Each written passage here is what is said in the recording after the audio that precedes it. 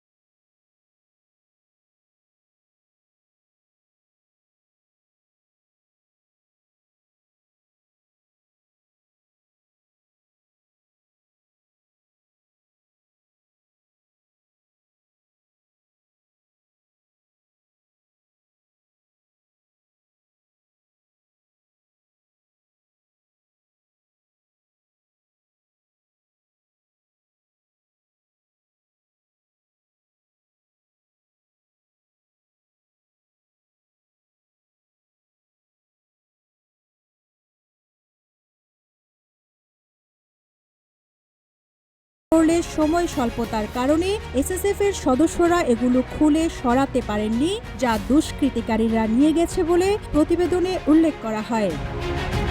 Rizwana Rinti, news desk, Ittefaq.